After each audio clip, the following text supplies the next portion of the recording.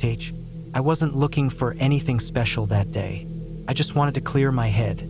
It was the kind of morning where you wake up and feel restless for no reason. That low hum of anxiety you can't shake. Hiking always worked for me when I felt like that. Being out there with nothing but the woods, the dirt, and the sound of my boots hitting the trail made me feel grounded. I didn't overthink it.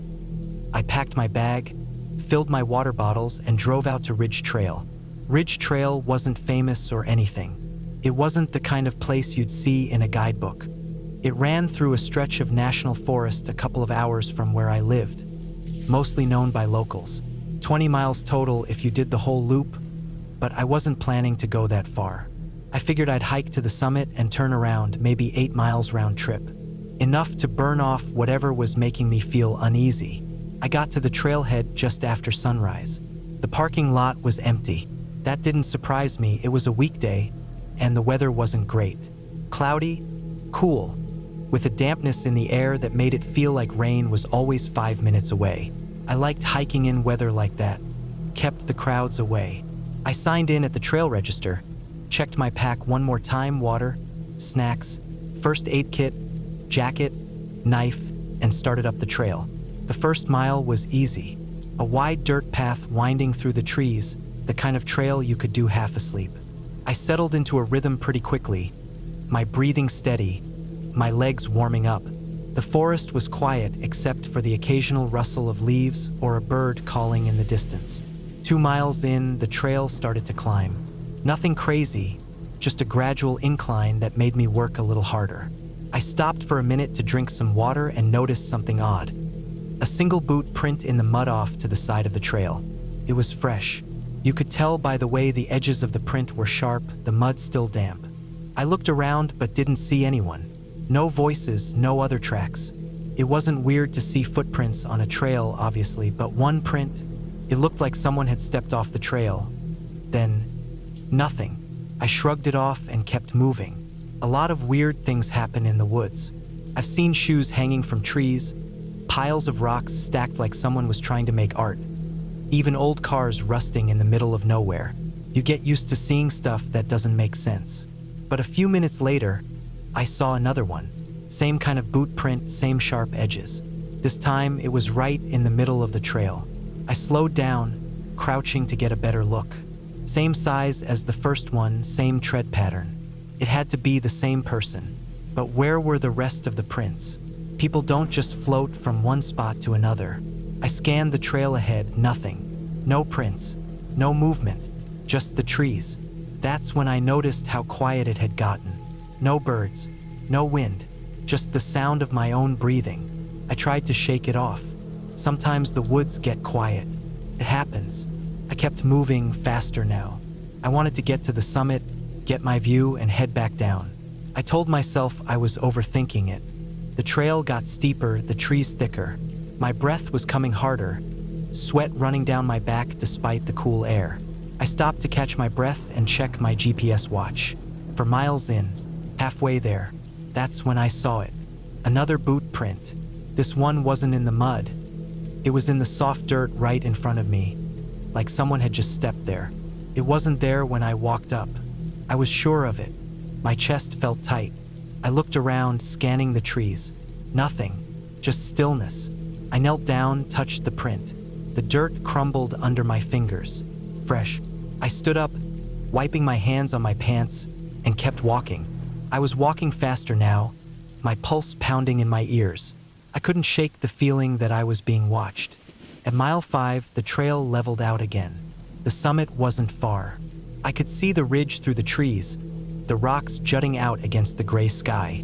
I told myself I'd get to the top, take a picture, and head back down, fast. But as I got closer, I started to notice something else. Trash. Not a lot, just little things. A granola bar wrapper here, an empty water bottle there. It didn't look old. The plastic was clean, not faded or weathered. I picked up one of the wrappers. It wasn't wet. It had rained 2 days ago. This hadn't been there long.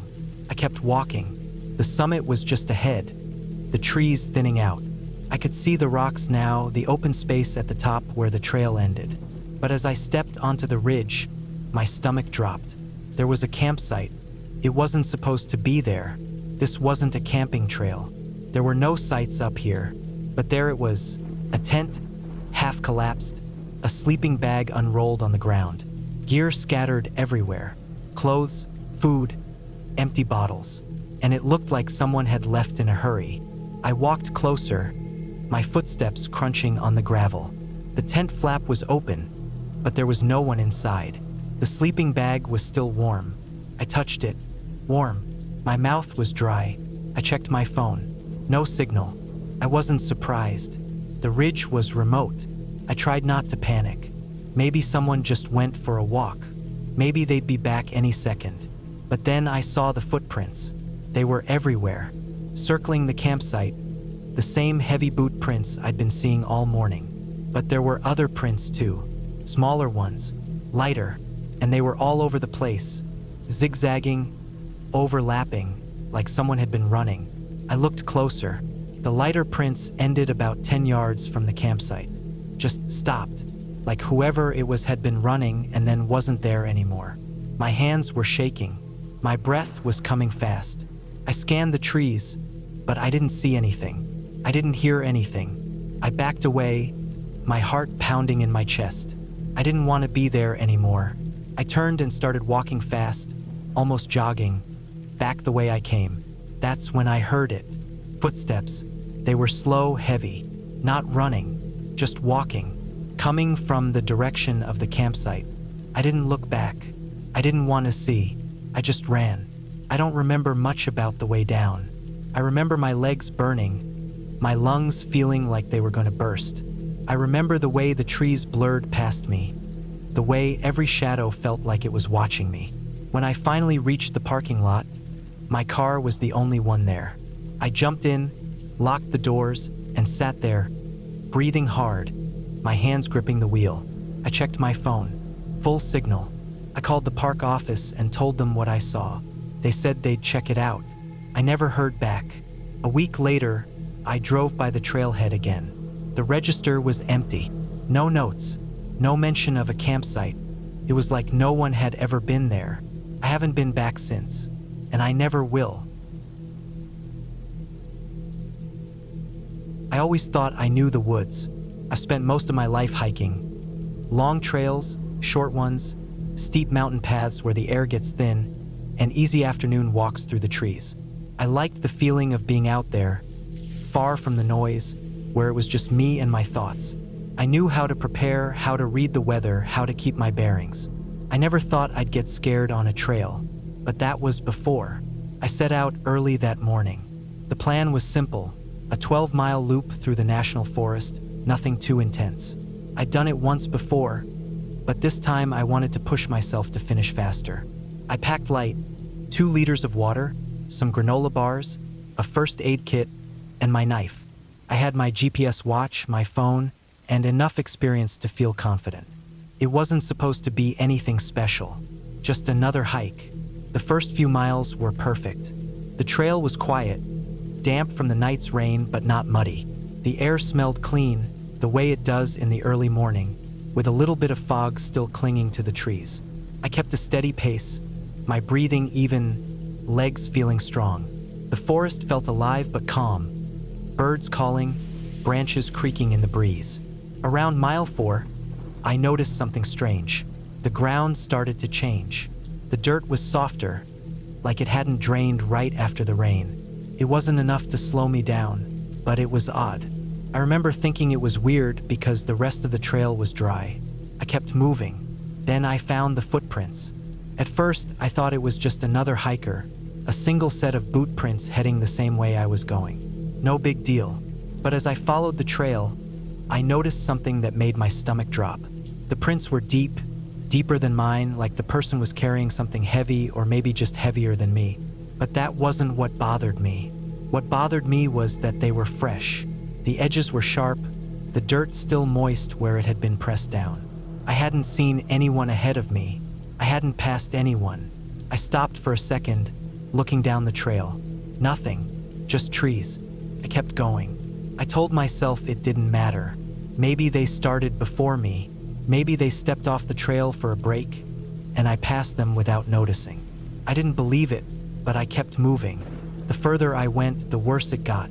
The trail got narrower, the trees closer together. The air felt thick, even though it wasn't hot. I was sweating, but it wasn't from the hike. It was from something else. That feeling you get when you know something isn't right. Then I found the campsite. It wasn't much, just a small clearing with a fire ring made of rocks and some scattered gear. But it looked wrong. The tent was collapsed, half covered in dead leaves. A backpack lay open on its side, clothes spilling out. I walked closer, my breathing heavy. I kept telling myself it wasn't my business, that maybe someone left it in a hurry, but there was no reason for it to look like that. I scanned the ground and saw the footprints again. They were everywhere, circling the campsite. I squatted down to get a better look. There were 2 sets now, the same heavy boot prints I'd been following, and another set, smaller, lighter. It didn't take long to realize what I was looking at. Someone had been chased. The smaller prints zigzagged through the camp, deeper in some places, like whoever it was had been running, stumbling. The heavier prints followed them, steady, calm. I felt cold all over. I looked around the camp for a minute, but I didn't touch anything. There was no blood, no sign of a fight, just the footprints. I wanted to call someone, but I checked my phone and had no service. That wasn't unusual this far out. I took a picture of the prints and kept moving. I wasn't thinking about finishing the loop anymore. I just wanted to get back. But something told me I couldn't turn around, that whatever had happened, whoever had made those prints was behind me. I didn't want to go back the way I came. I picked up my pace, almost jogging now, my breath coming harder. I kept looking over my shoulder, but there was nothing. Just trees, just quiet. Then I heard it. Footsteps, not mine. They were slow, steady, maybe 50 yards back. I stopped. They stopped. My chest was pounding so hard I could barely breathe. I told myself it was an animal. A deer, maybe, but deer don't stop when you stop. They bolt. I started walking again. The footsteps started too. I wasn't jogging anymore, I was running. My pack bounced on my back. My breathing was ragged. I could barely hear over the sound of my own footsteps, but I knew it was still back there. I could feel it. I don't know how long I ran. Felt like forever. My legs were burning, my lungs screaming for air. I kept telling myself I was being stupid, that I was imagining it, but I couldn't stop. Then the trail split. I didn't remember this from the last time I hiked it. The left path was wider, more worn. The right was narrow, overgrown. I hesitated for half a second before taking the left. I wanted the open space. I wanted to see what was around me. That's when I saw it. About 20 yards ahead, there was something on the trail. Another boot. Just one, half buried in the dirt. Same as before. I stopped. My whole body felt like it was buzzing. I bent down, picked it up. It was heavy, damp. The laces were frayed. I dropped it and looked back down the trail. That's when I realized the footsteps had stopped. The forest was silent. Not just quiet, dead silent. No wind, no birds, no movement. I backed away, my breath catching in my throat. I wanted to run, but my legs wouldn't move. I kept telling myself there was a reason for this, a logical reason. Then I heard it. Not footsteps this time. Breathing. Deep, slow breathing, coming from somewhere in the trees. Couldn't see where. I ran. I didn't look back. I ran until my lungs burned, until my legs felt like they were going to give out. I didn't stop until I saw the parking lot through the trees. When I got to my car, I threw my pack in the back and locked the doors. I sat there for a long time, just breathing. My hands were shaking. I checked my phone. Full signal. I called the park office and told them about the campsite, about the boots, about the footprints. They said they'd check it out. A week later, I called back. They said they didn't find anything. No campsite, no boots, no footprints, nothing. I haven't been back since. Some places in the woods feel wrong. I used to think it was just a feeling. Now I'm not so sure. Hiking alone isn't something I usually worry about. I know people who refuse to go solo. They think it's dangerous or boring or just too uncomfortable without someone to talk to. But for me, solo hiking has always been kind of therapeutic. There's something about the quiet, the steady rhythm of walking, the way your mind clears out when it's just you and the trail. That's what I was looking for that day. A few hours away from everything. No work, no notifications, just the woods. I picked a narrow trail I'd hiked a few times before, one that winds through the trees and up to a rocky overlook. Nothing too challenging, just enough to get my heart going. The weather was perfect, cool, cloudy but not cold. It had rained the day before, so the trail was a little damp, but I didn't mind. The air smelled clean, like wet leaves and fresh dirt. I hadn't seen a single other person since I parked my car. It wasn't a super popular trail to begin with, but I figured I'd run into someone eventually. I didn't. That should have felt peaceful, but I remember how quiet it was. No voices, no distant footsteps, just the wind moving through the trees. I was about 2 miles in when I saw them. At first, I thought they were just shadows, little dark shapes moving across the trail. I stopped walking, squinting to get a better look. Baby boars. There were 3 of them, maybe 4. They were small, no bigger than a medium-sized dog, with dark brown fur and stubby legs. They waddled across the trail about 3 meters ahead of me, snuffling at the ground like they didn't have a care in the world. My chest tightened immediately, because where there are baby boars, there's a mother, and wild boars do not mess around. I froze watching them. My eyes flicked to the bushes on either side of the trail. It was narrow, too narrow. Steep drop on one side, thick trees on the other. No way to climb up, no way to scramble down. If the mother was close, I had nowhere to go. I could hear something in the bushes. It was this low, heavy rustling, the kind of sound that makes your stomach drop because you know something big is moving. But I couldn't tell where it was coming from. I stood there, heart pounding so hard I could hear it in my ears. The baby boars kept snuffling along the trail, oblivious. But the rustling kept going, steady and slow. I scanned the trees in front of me, expecting to see movement, but there was nothing. And then I realized something that made my stomach not even tighter.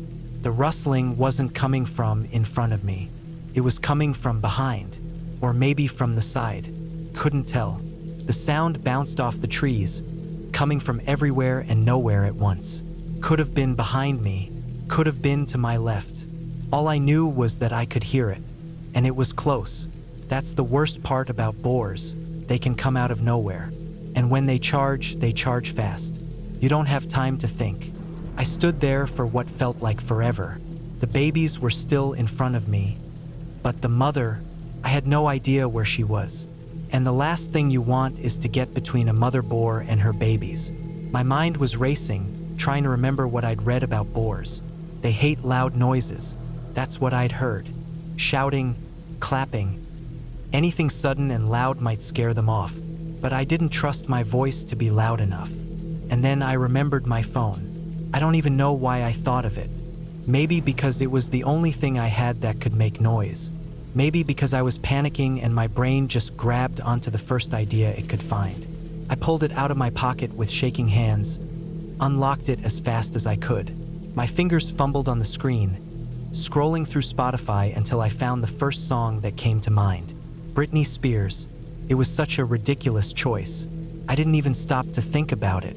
I just hit play, turned the volume all the way up, and held my phone out in front of me like it was some kind of shield. The opening beat blasted through the trees, and it worked. The baby boars bolted so fast I barely had time to register it. 1 second they were there, the next they were gone, crashing through the underbrush, disappearing into the trees. The rustling behind me stopped instantly. For a few seconds, I just stood there, heart pounding, Britney blasting through the speakers. The forest was completely still again. The only sound was the music echoing through the trees. I waited, breath held, listening for any sign of movement, but there was nothing. No rustling, no crashing, no heavy footsteps. They were gone. I exhaled slowly, my hands still shaking. I turned the music down but didn't stop it completely. I wasn't taking any chances. I started walking again, slower this time. My head was on a swivel, eyes darting to the trees with every step. I still had about a mile left to go, and I wasn't about to let my guard down. By the time I made it back to the parking lot, my shirt was soaked with sweat. I got in my car, locked the doors, and just sat there for a minute, letting my heartbeat slow down. I kept thinking about how close it was to going the other way, how easily I could have turned a corner and walked right into the mother, how there was no place to run. But it didn't go that way. I survived, and I survived to the soundtrack of Britney Spears. I don't know if I'll ever hike that trail again, but if I do, I'm making a playlist first, just in case. There's a certain kind of quiet you only find in the mountains. Not the peaceful kind, but the kind that makes your skin crawl. It's the silence that comes when you know something is nearby, something big, something watching. I learned that the hard way a few years ago on an elk hunt. I wasn't new to hunting, but I wasn't an expert either. I had saved up for this trip for months. 3 days in the backcountry with a guide who knew the area like the back of his hand. I wanted to bag my first elk, but more than that, I wanted the experience.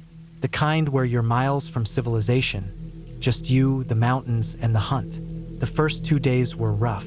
We'd seen a few elk, but nothing close enough to take a shot. The terrain was brutal, steep ridges, thick trees, and the kind of loose, rocky trails that turn your legs to jelly after a few hours. By the afternoon of the second day, I was exhausted. My pack felt twice as heavy as when I started. My boots were caked with mud, and my shoulders ached from carrying my rifle. We were heading back toward camp, walking a narrow trail that cut through a dense patch of pines. The sun was low in the sky, throwing long shadows across the ground. I remember the way the light flickered through the branches, how quiet everything felt. No birds, no wind, just the crunch of our boots on the dirt.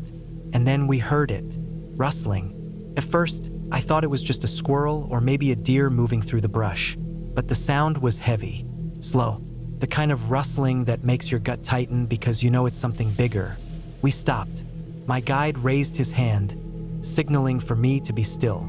I held my breath, listening. The rustling kept coming, closer, and then I saw them. Boars. The first one stepped onto the trail about 30 yards ahead of us. Big, dark, maybe 250 pounds, with thick, bristly fur and small, mean eyes. It stopped in the middle of the trail, sniffing the air. And then another one came out, and another. They kept coming until there were at least 8 of them, milling around on the trail, snorting, sniffing, tearing at the ground with their hooves. My chest tightened. I'd run into boars before, but never like this. Never this many. Wild boars are aggressive on a good day, but when they gather in groups, when they feel threatened, they're downright dangerous. They can charge without warning, fast enough that you barely have time to react. Their tusks can shred muscle and tendon like it's paper. People have died from boar attacks, and we were stuck. The trail was narrow with thick trees on either side. No way to climb out. No rocks big enough to hide behind. If they charged, we had nowhere to go. My guide whispered something I barely processed. I couldn't take my eyes off the boars. They were shifting now, moving toward us. Not fast, but slow and steady, testing the air. And then one of them snorted, loud. The sound cut through the quiet like a gunshot. They were getting closer. I could feel my heart pounding in my chest. My hands were slick with sweat. My rifle felt heavy, but I didn't raise it. Shooting one would only piss off the rest. And then my guide did something that, at the time, seemed absolutely insane. He told me to piss on the ground. I stared at him for half a second, but there was no time to argue. I did what he said. I dropped my pack, unzipped, and pissed right there on the trail. Felt ridiculous, stupid, but I wasn't going to question it. I glanced at him, he was doing the same. The smell hit the air almost immediately, sharp and strong. And that's when I saw it, the boars stopped. They sniffed the air, snorting, shifting restlessly. I could see their noses working, heads turning toward the ground where we'd pissed. And then they moved toward it. They weren't charging. They were curious, distracted. They gathered around the spot, sniffing, snorting, not looking at us anymore. We started backing away, slowly, carefully, one step at a time. I kept waiting for them to notice, for one of them to look up, to charge. But they didn't. They just kept sniffing the ground, noses buried in the dirt. We backed up until we were around the bend in the trail, out of sight. And then we moved faster. I don't think I breathed until we were 100 yards down the trail. When we finally stopped, I felt the adrenaline hit me all at once. My legs were shaking. My hands wouldn't stop trembling. I looked at my guide. He was calm, but his face was pale. "That was close," he said. I nodded.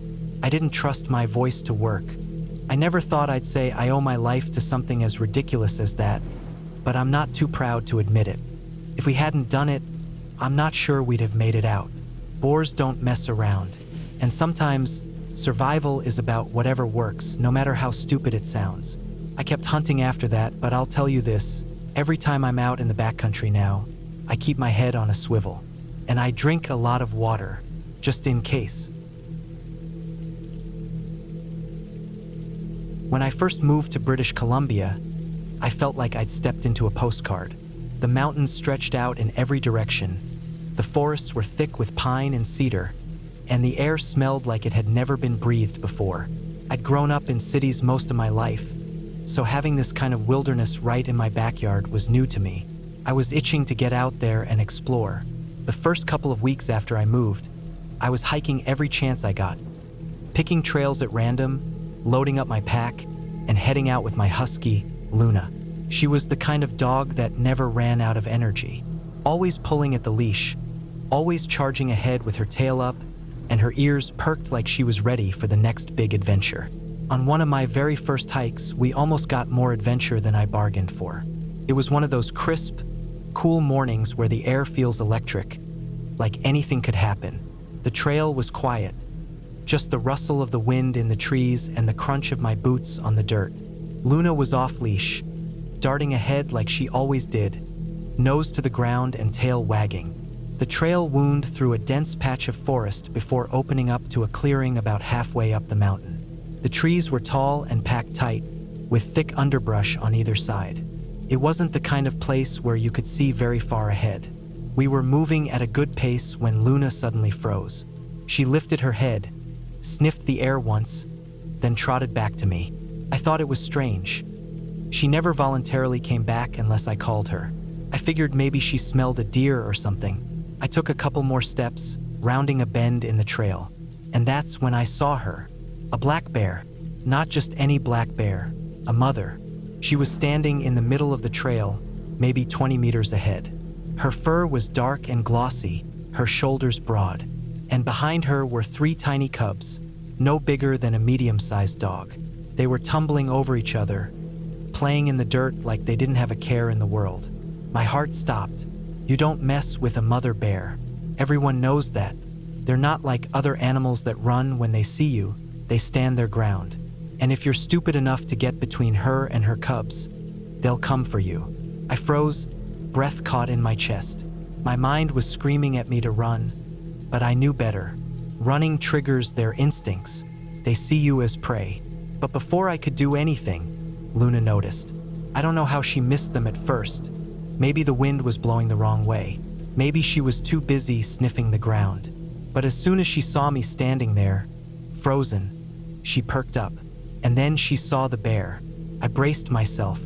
She was a husky, full of energy, full of confidence. She'd chased deer before, rabbits, squirrels. If she decided to go after those cubs, it was over.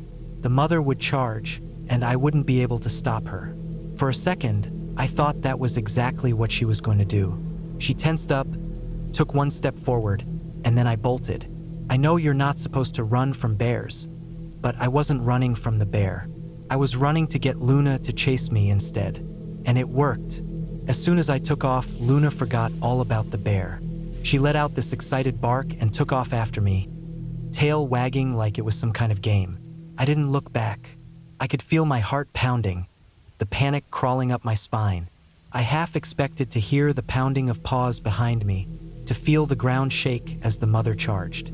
But it never came. I kept running until I was breathless, until my legs burned and my chest heaved. When I finally stopped, I realized how lucky I'd gotten. Luna was panting beside me, tongue lolling out like it was the best game we'd ever played. She had no idea how close we'd just come to disaster. I leashed her after that. 2 weeks later, I went back to the same trail. I know it sounds crazy.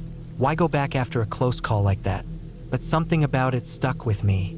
I hadn't been able to stop thinking about that mother bear, about how calm she had been. She didn't charge.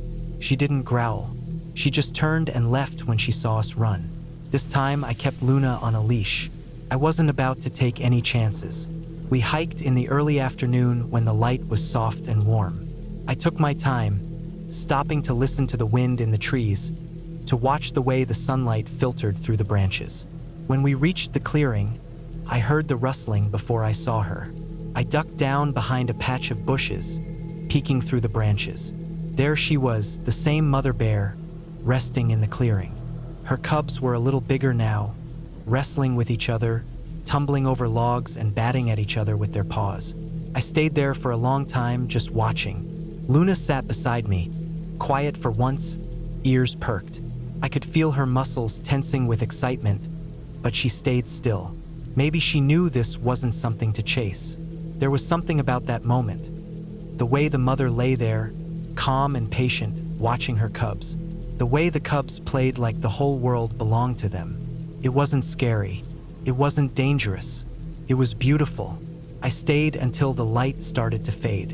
And when the mother finally stood, gathered her cubs, and disappeared into the trees, I felt like I just witnessed something I wasn't supposed to see. I've hiked that trail a dozen times since then, but I've never seen her again. Sometimes I wonder if she remembers me, if she ever smelled me on the wind and decided to avoid me, or maybe she just moved on to another part of the mountain. Either way, I'll never forget her. I went looking for adventure when I moved to British Columbia. I found it, just not the way I expected. And I learned something that day. Sometimes the wild is terrifying. Sometimes it's dangerous. And sometimes, if you're lucky, it's the most beautiful thing you'll ever see. Through hiking in New Zealand had been on my bucket list for years. When I finally got the chance to do it, I wasn't going to waste it. I wasn't out there for the social scene. I was out there for the mountains, the forests, and the way the world feels when you're days deep into the wilderness with nothing but what you can carry. It was just me, my pack, and the rhythm of my boots hitting the trail. I met him at a shelter one night. He was doing the same popular section I was, which wasn't unusual. Hikers come and go, some stick around the shelters to chat, others keep to themselves. I'm the latter. I don't mind being polite, but I wasn't there to make friends. From the moment he sat down near me, something felt off. He wasn't doing anything obviously creepy, just small things. Sitting closer than he needed to, commenting on my legs. Something about how they were too nice to get scratched up.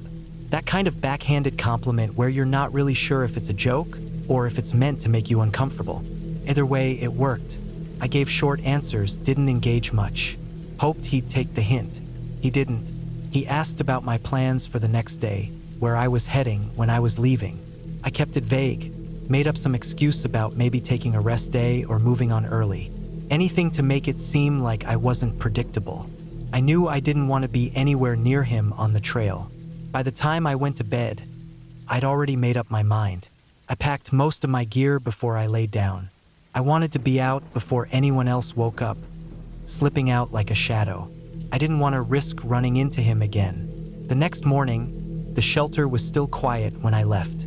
The sun was just starting to break through the trees. It was cool, the kind of crisp air that feels clean in your lungs.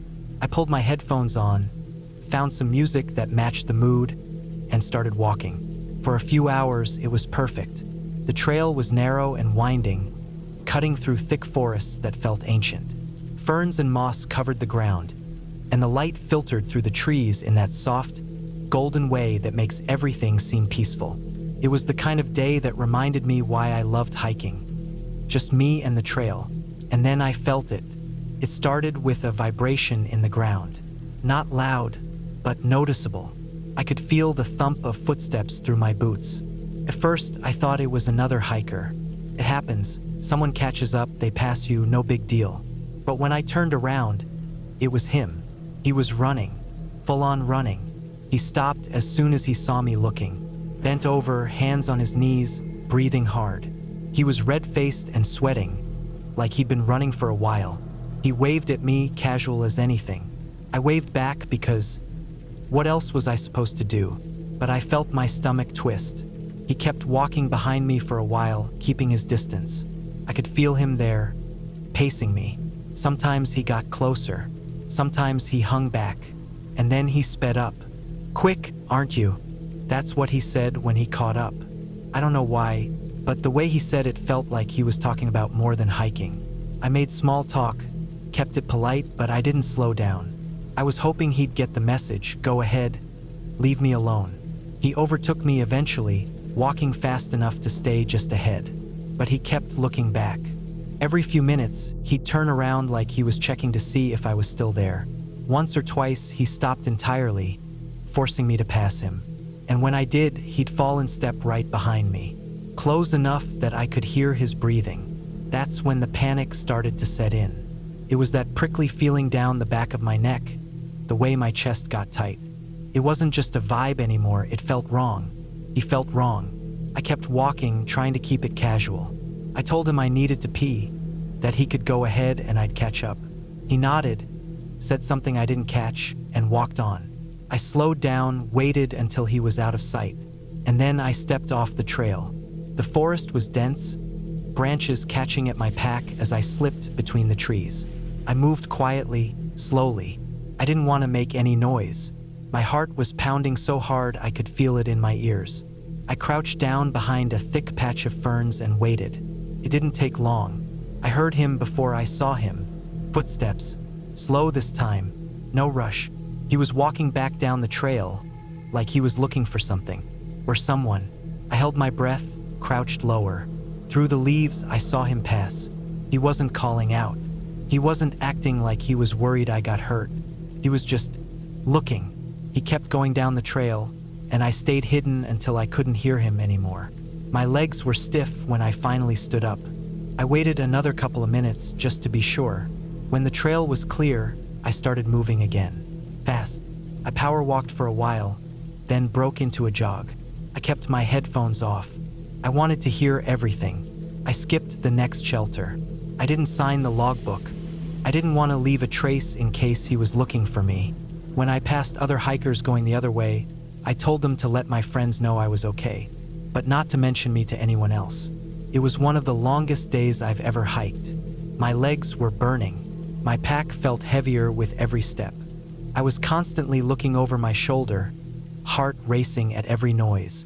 The forest was thick enough that you couldn't see far ahead, and every bend in the trail felt like a gamble. When I finally found a spot to camp for the night, it was miles ahead of where I'd planned to stop. I was exhausted. I barely ate. I set my tent up quickly, tucked myself away where no one could see me from the trail. I didn't sleep much that night. Every rustle, every crack of a branch had me sitting up, heart pounding. I kept thinking about the way he'd come back down the trail, the way he was looking. Maybe he was just lonely. Maybe he was just socially awkward. Maybe he didn't realize how uncomfortable he made me. Or maybe he knew exactly what he was doing. Either way, I wasn't sticking around to find out.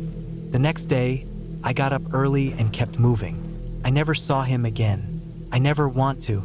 And if I learned anything from that day, it's this: trust your gut. If someone feels wrong, they probably are. And when you're out there in the middle of nowhere, sometimes the safest thing you can do is disappear. Close encounters on Rinca. Hiking on Rinca Island in Indonesia was supposed to be an adventure. I signed up for it because of the Komodo dragons, the kind of experience that feels more like a story you tell at a party than something that actually happens. It was hot, even early in the day, and the air was thick with the smell of dry grass and salt from the nearby ocean. Our guide led the way with a calm confidence that made it seem like nothing bad could happen. We were just tourists with sturdy boots and backpacks, out for a walk in one of the most remote places on Earth. The island itself was rough and rugged. Golden hills rolled in every direction, dotted with low trees and patches of tall grass. It wasn't the kind of place that felt alive. Not until you really looked. Then you started to notice the movement in the distance. the rustling in the grass, the way the wind carried sounds you couldn't quite place. I remember feeling small out there, like the island belonged to something much older and bigger than us. We were walking single file along a narrow trail, sweating under the sun. My shirt clung to my back, and my water bottle was already warm. The guide stopped every so often to point out tracks in the dirt or distant shapes moving along the hills. We had seen 1 or 2 Komodo dragons already, massive, slow-moving things with thick, scaly skin and claws that looked prehistoric. But they had been far off, sunning themselves or lumbering lazily through the brush. Nothing close, nothing dangerous. That changed fast. It started with a sound, a loud, guttural moo that echoed through the hills. It didn't sound quite right, more desperate than a normal call. There was a rumbling too, the kind you feel in your chest before you really hear it. At first, I didn't know where it was coming from. I just stood there, squinting at the horizon, waiting for something to appear. And then it did. A water buffalo burst out of the brush ahead of us, crashing through the grass with its head low and blood spraying in thick splashes across its dark coat. It was massive, muscles rippling under its hide, but it was panicked. It swung its head from side to side as it ran, eyes wide and wild. Blood dripped from a deep gash along its flank, leaving a dark trail behind it. It charged right by us, close enough that I could feel the heat coming off its body, close enough that I smelled the copper tang of blood in the air. It was running for its life, and then we saw what was chasing it.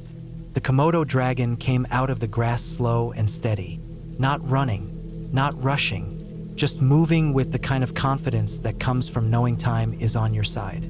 It was huge, at least 10 feet long, with thick legs and a powerful tail dragging behind it. Its tongue flicked out, tasting the air. There was blood on its snout. It stopped in the middle of the trail right in front of us. For a moment, none of us moved.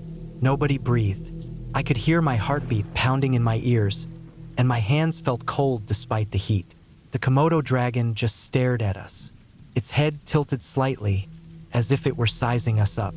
We probably looked like an easier meal than a full-grown water buffalo. I remember the way its eyes seemed too calm. Not aggressive, not afraid. Just calm, like it was deciding whether or not we were worth the effort. The seconds stretched on, but it felt like hours. My chest was tight, my muscles tensed, ready to run, though I knew that wasn't a good idea. And then it turned. It flicked its tongue again, once, twice, then slowly lumbered off, following the blood trail the buffalo had left behind. It didn't seem to care about us anymore. It was focused, patient. I watched it go until it disappeared into the grass. The group let out a collective breath after that. Quiet, shaky breaths we didn't even realize we were holding. I could still hear the buffalo in the distance, crashing through the brush. The dragon wasn't in a hurry. It didn't need to be. We kept moving after that, slower than before. I kept looking over my shoulder, half expecting it to come back. But it didn't. We saw it later, though, further down the trail. It was still following the blood trail, its movements slow and deliberate. The buffalo was nowhere in sight, but you could hear it, far off, somewhere deeper in the hills. The rest of the hike passed in a blur. My mind kept replaying that moment on the trail, the way the Komodo dragon had just looked at us. I kept thinking about how close we'd come to being something's meal. The fact that we weren't wasn't comforting. It was luck, nothing more. But that wasn't the first time I'd felt that way in the wild. A few years earlier, I had been hiking in central Borneo. It was deep in the jungle, the kind of place where the air sticks to your skin and everything feels alive. I was with a guide, following a narrow path through the trees when we spotted something up ahead, an orangutan sitting high in the branches. I was ecstatic. I had never seen one in the wild before. I was 13 at the time, full of excitement, beaming up at the creature with wide eyes. It was huge, long arms, thick fur, a calm, intelligent face. It looked down at us curiously, tilting its head. I was grinning like an idiot, staring right at it. And that's when the guide told me not to. He explained that making eye contact or smiling could be seen as a threat, something I didn't understand until I looked back up at the orangutan. Its expression had changed. The calm curiosity was gone. It stared down at me with an intensity that made my stomach drop. I looked away immediately, heart pounding. It didn't attack.